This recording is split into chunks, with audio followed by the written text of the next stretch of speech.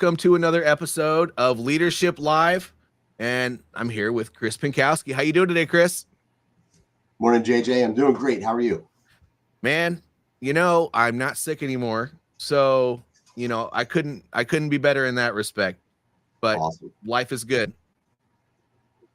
That's what's important, man. Stay healthy. I think everybody got something this winter, in some shape or form. I know I did, and dude, it's no fun. But I'm happy Well, that you're over the hump. in mine, I kind of threw myself into the trifecta of mold colors while I was helping my friend down in West Virginia. His place flooded, and so as soon as we started pulling the wall panels off, Oh, we dude. saw the colors of the rainbow. Oh, man. And so I was breathing that in. I did end up wearing a mask eventually, but we weren't prepared for that.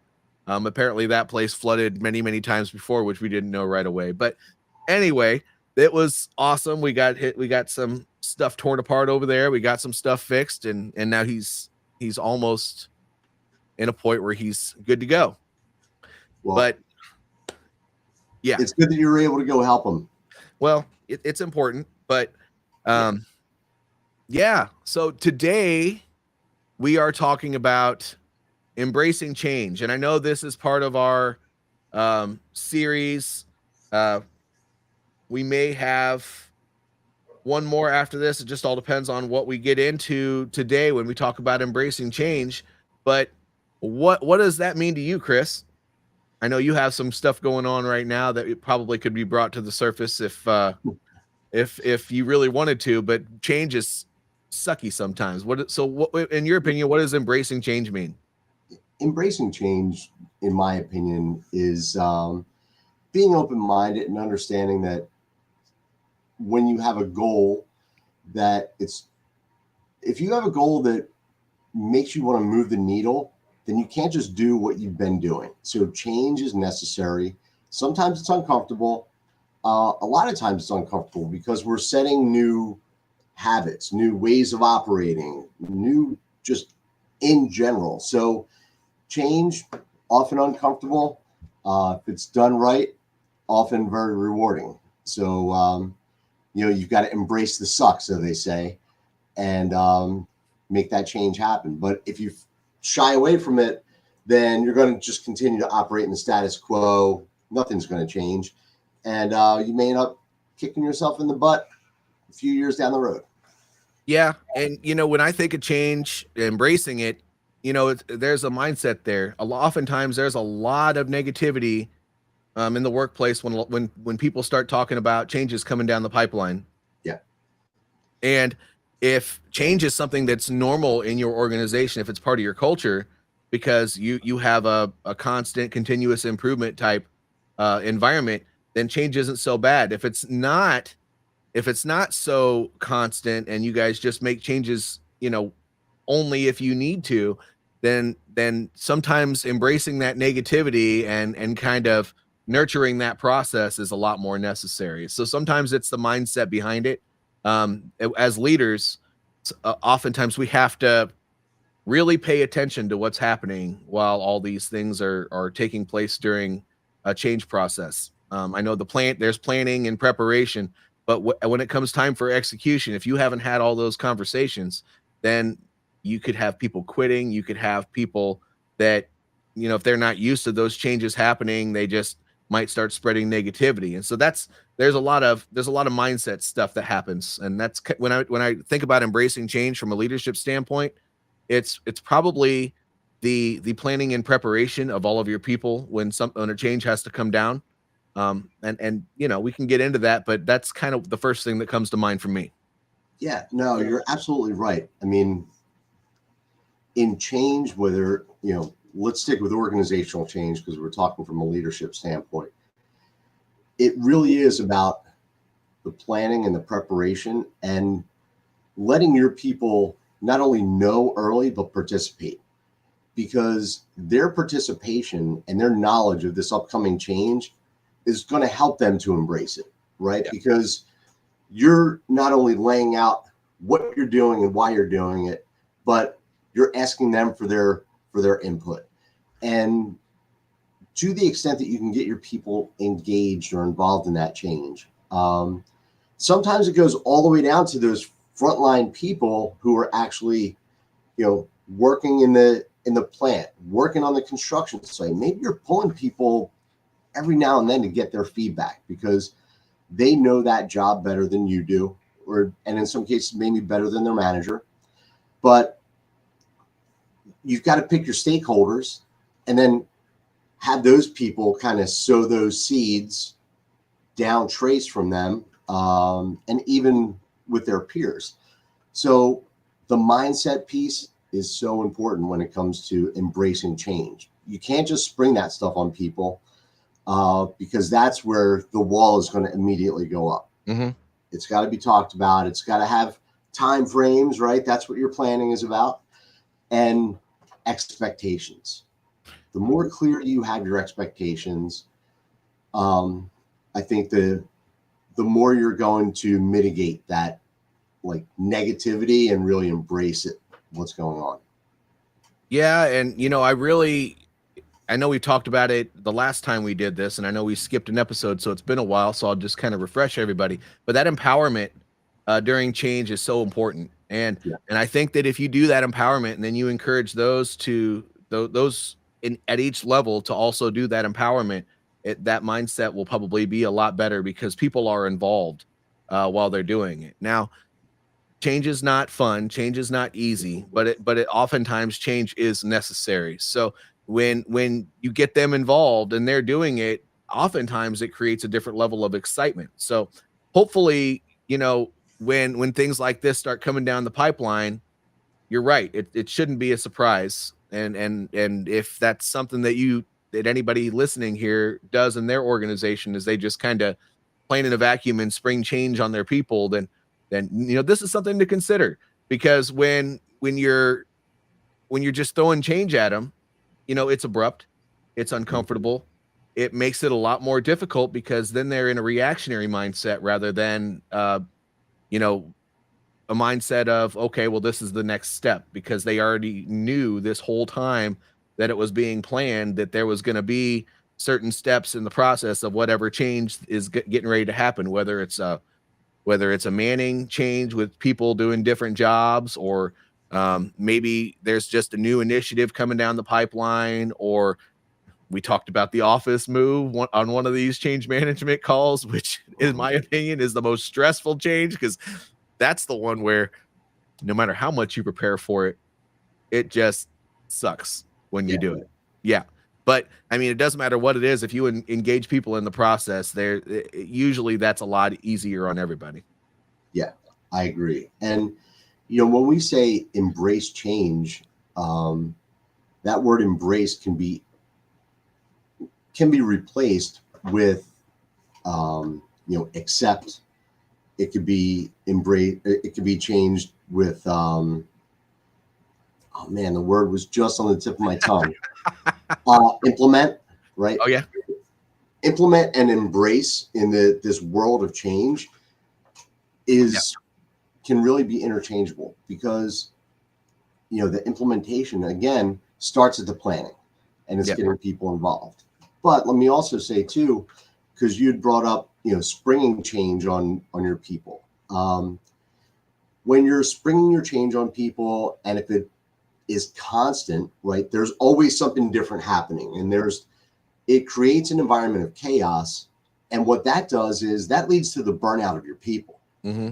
So when we're thinking about this from a leadership standpoint, we often have, I'm going to call it the luxury, to sit back and we're looking 30,000 feet, right? We're able to detach from that day to day and kind of look around, and we're looking into the future, right? We're looking a year out.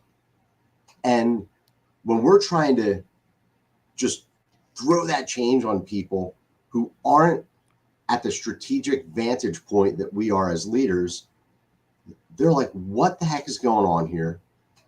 Do these people even know what they're doing? They're constantly just throwing change at us. So it's going to question the ability of the people who are leading the organization when there's constant change, without that communication, without that planning. this is where the dichotomy comes in, right? Mhm. Because there are some times where that rapid change is needed, right? There's an opportunity that comes up in the marketplace and it happens on Tuesday, and you want to be able to kind of react to it within 24 hours, 48 hours. But that is also something that's cultural within an organization. Mhm. So when people are expecting, like, all right, look, this is our baseline, this is how we're always operating, but there will be opportunities that we need to rise to the occasion on. It's no different than driving down the highway.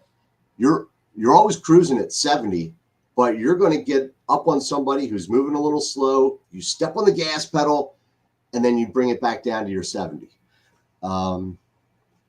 So it's cultural, and it, even in those cases, has to be communicated. You can't just tell your people, do this because. It's do this because this is, what we're doing, and this is why we're doing it, how it's going to benefit the company and you. Yep. So it comes back to that foundation of communication, right?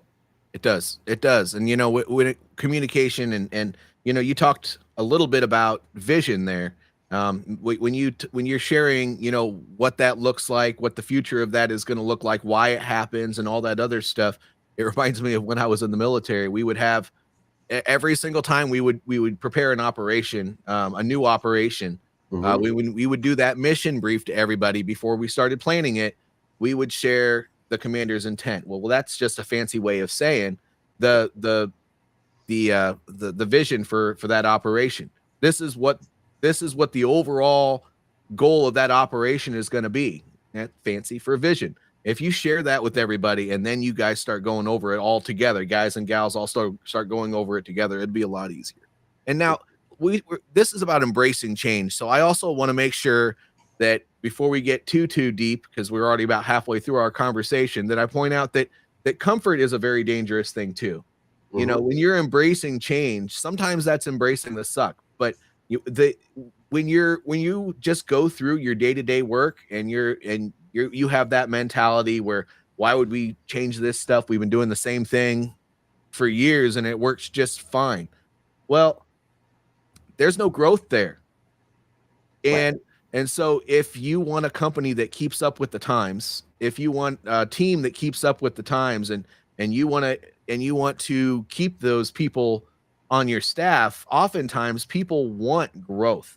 They Yeah. want to see where the future of the company is. And if you guys are this stagnant, going through the motion type organization, you're going to potentially lose people because there needs to be growth, and comfort leads to a lack of growth. So if you do things that are uncomfortable regularly, it provides opportunities for everybody in the organization to become better people, and then it also gives the organization the opportunity to become better as well. Yeah. And change doesn't have to be massive, or No. it doesn't have to be life altering. So the point you're making here is about comfort, and comfort leads to complacency, and complacency actually leads to a lack of performance in a lot of cases. It leads to potential accidents, right? Because you're just like going through the motions, and Yeah. and you start to get lazy because you're comfortable. So that could really lead to things not getting done well. And you can put small little pieces of change in place, depending on the workforce, that is incremental. And people just kind of adopt it along the way. Hey, you know what? We're tracking this new safety metric. So, we need people to start reporting this or doing whatever. So you can ease it in, slowly, and it doesn't have to be earth shattering. It can just be that constant improvement, and, constant, like, hey, we're just getting better. But that again comes back down to a cultural thing. You have to have a culture that embraces constant improvement. So when you marry those two up, then you can really have a lot of good change over a period of time, and it keeps people excited. Yep.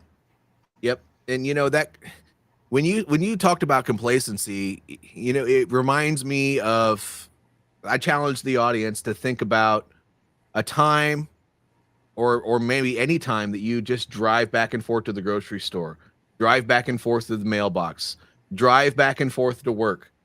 How often do you get there and not really remember what happened during that drive? And not only that, but how many times, I mean, historically, people don't typically get in a lot of accidents, but think of a time when you got into an accident. Were you complacent? Were you on a regular routine drive during that accident? Mistakes happen when you get to that point where you're doing something that's almost robotic, and that's what complacency leads to. So when you're at work and you just allow the same thing to happen all the time and don't really throw any monkey wrenches in there, not that you want to try to screw with people, but if there's never anything that disrupts the norm of what goes on at work, then that complacency starts to happen very quickly and very easily. So, when it comes to embracing change, it's normal if you're doing things that disrupt. I mean, people actually appreciate that, because if it's boring, if it's just that factory job where all you're doing is stamping a logo on the same piece of door panel for 8 hours every day, and you do that for 40 years, well, how likely is it that eventually you're going to accidentally stamp your hand, or miss one piece of what you call it, and then you get written up for it, and you're like, well, I stamped all of them, I don't know what you're talking about. It's just little things. But if you can find ways to make things a little bit different every once in a while, people appreciate that, because it sparks it keeps them on their toes. Yeah, you're right. And the other thing that comfort does, you just kind of alluded to it, is it makes it easier for people to make excuses. Oh yeah. Right? Like, oh, what do you mean? I've done 1,000 of these. I've done 10,000 of these. So what? Like, I messed up one, like, big deal. Yeah. So then, and those excuses start to escalate as well, right? Maybe the first time is, oh man, I screwed up 1 out of 10,000, big deal. And now it's okay for you to make that excuse, and then it just snowballs from there. But that's the other thing that just staying in your comfort zone does, is you're not pushing to get better. And I think we as humans, just human nature, the majority of people have this like, just kind of lazy. I don't want to call people lazy. Like, don't get me wrong here. But, I think that a lot of people just by nature like to settle in and just like, hey, just chill. My wife and I have this conversation often, because I can't sit still. I'm not looking to always change, but like, I have a routine on Sundays. I go out, I do our shopping, I wash my truck, I do like, she's like, you don't want to just sit down? I'm like, what do I get by just sitting down? Like, nothing at all.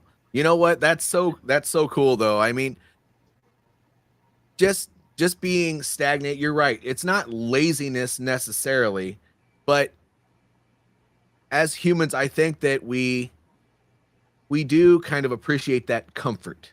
Mm-hmm. And it's comfort. We already talked about this. I'm not going to go over it again. I'll sound like a broken record or something, but comfort is dangerous. So yeah, if that's you, I mean, just consider, if you're having problems with finances, or having problems with relationships, or having problems with whatever, just consider, are you comfortable in what you're doing every day, or are you constantly doing things to make yourself better?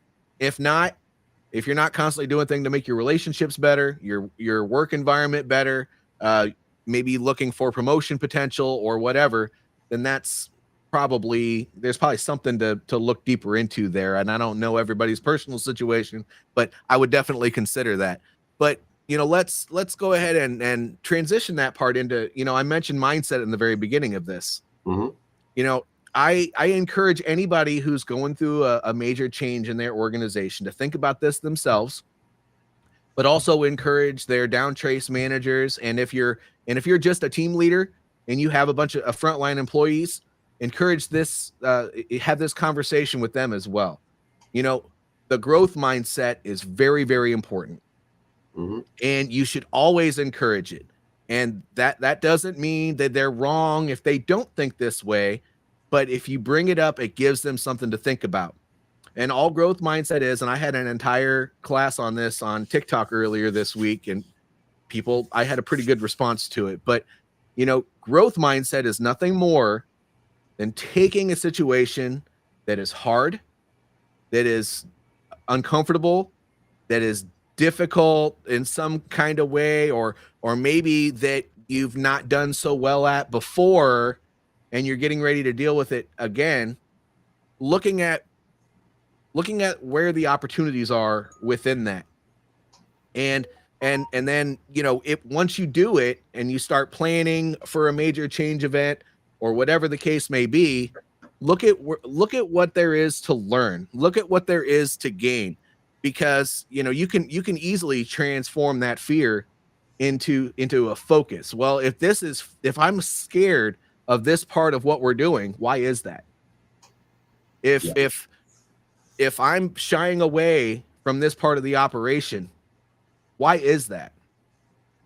What is uncomfortable about it? And when you start digging into, you know, the way you feel about that, because I guarantee you're not the only one who's having that same feeling. And change is hard. We don't like change. As humans, we don't like change. It just is what it is. But when you can dial into what those feelings are from, you know, most people, and I will say most, I can honestly say that most people, because even in the military, people shy away from change. Most people will get to the point of discomfort and they'll be like, whoa, whoa, whoa. No, I'm not doing that. But if you don't do that and you say, well, why is this happening? Why is this so difficult? Why are we having such a hard time? Why am I afraid to take that next step? And then you kind of war game that together and figure out what's going on. You not only will you move forward, but you'll learn something about yourself, and you'll learn something about what's happening. Yeah, it's really important to get to that, you know, kind of personal level of change, like you were saying, uncover these root causes of why I'm feeling a certain way. But from a leadership standpoint, it's also about helping your people to uncover those root causes too, and helping them to connect the dots between how this change is going to affect them, right? Yep. What are the positives of this change? And when you can kind of uncover the root cause and use that to kind of weave the story, so to speak, of how this change is going to be beneficial, then that's when you also get, you know, people embracing it and implementing it. So a story that comes to mind for me is I was in an organization, and we had some specialized people that were just like, man, we've got so much going on. We're feeling all this pressure. We're moving fast. We're changing. And, you know, and they were just like bursting at the seams. So we brought in new employees to help them, to like supplement them. And a couple of them were like, these new guys, they're not going to do anything for us. You know, they're not trained at the level that we are. They don't have X, Y, or Z. And I kind of thought about that and then asked the question. I said, so, but you guys are feeling all this pressure, right? Yeah, under a huge amount of pressure. What are the parts of your job that don't require the level of training that you have, but that you're doing and you feel frustrated because you kind of feel like you're above this, but you still have to do these things? And then they start rattling off the list. Oh, you know, if I didn't have to do this, if I didn't have to do that, you know, you don't have to be highly skilled or trained to do this. I'm like, what do you think these new guys are going to do? They're going to relieve that pressure from you. And then the light bulb goes off. I'm like, oh, you're right.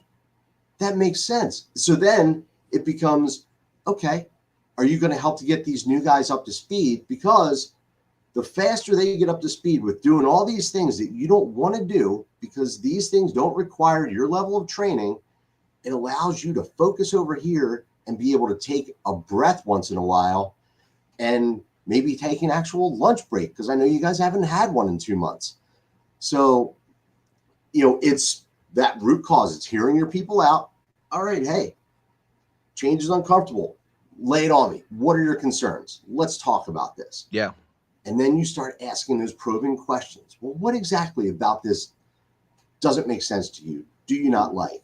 And then how do you tie it back into solving their problems? Our job as leaders is to solve other people's problems. If you're not willing to solve other people's problems, you have no freaking place in leadership. Oh, yeah.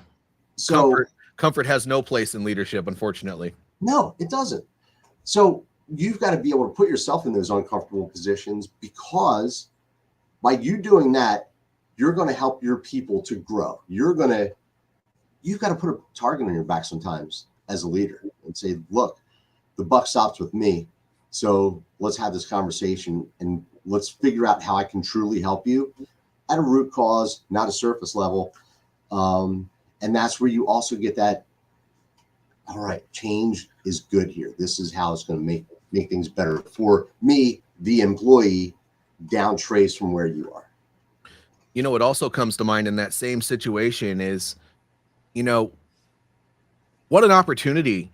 Get some new and people involved in the operation. Yeah, they might not do the same job that you're doing, but they would be a fresh set of eyes.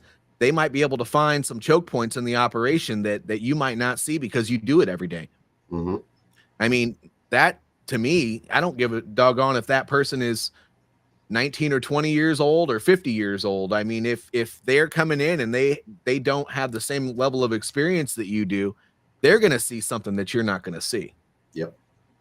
But anyway, you're right on all those notes. That just came to my mind. I had to verbalize it out loud. No, you're right. And let me kind of wrap back around on that. But one of the things, I think people will see things, and because they're comfortable in them, they don't ask questions. They're like, man, we could do this in 3 steps instead of 5. But I'm not going to say that. I'm just going to keep going.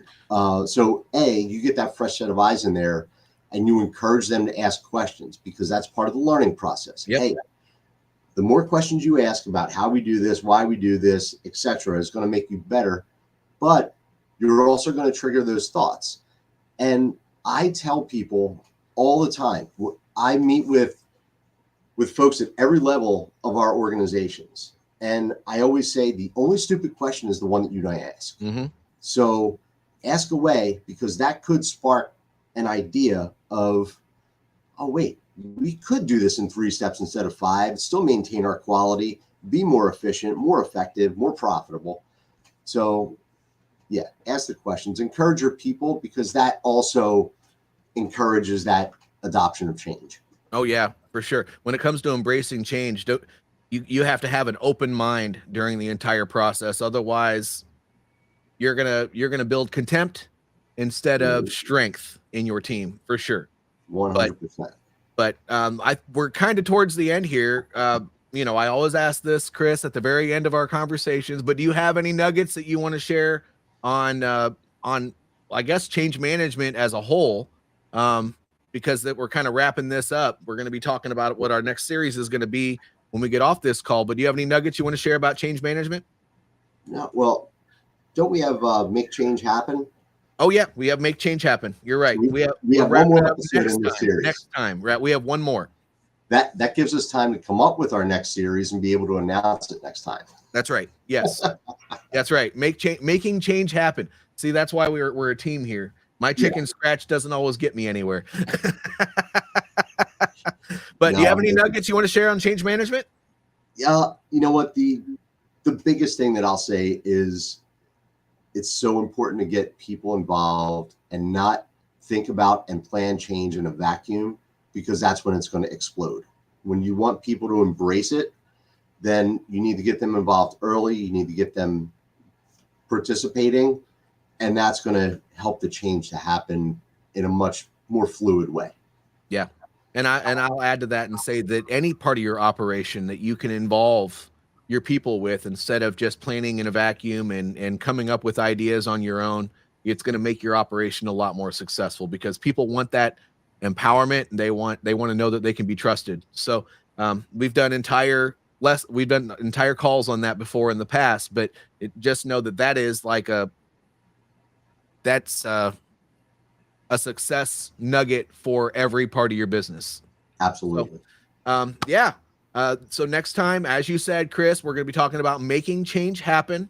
And actually, just so you guys know, we're going to be doing that an hour earlier. So that would be 9 Eastern time and 8 Central. And that is going to take place April 12th. April 12th. Correct. April 12th. Saturday, April 12th. Hour earlier than normal, but yep. Same channels. Same places to see it. Same goofy faces, same channel. Correct. And of course, if you're watching this and there's something specific that you would like, maybe a series done on or a call done on, put that in the comments below. Don't forget, if you're seeing this on the YouTube page, to like and subscribe. Like it anywhere you see it, but definitely subscribe to the YouTube channel. But let's keep the conversation going. Make sure you're putting comments below. And I know we've had a ton of people come on and off this stream. Please participate. We feed off of our audience participation, so don't be afraid to participate. I know sometimes people keep quiet because they just enjoy the conversation, but we would love to know what you guys think. So thank you all for being part of this journey, especially since we're on our second season here. And we'll see you all next time. See you good. Have a great day.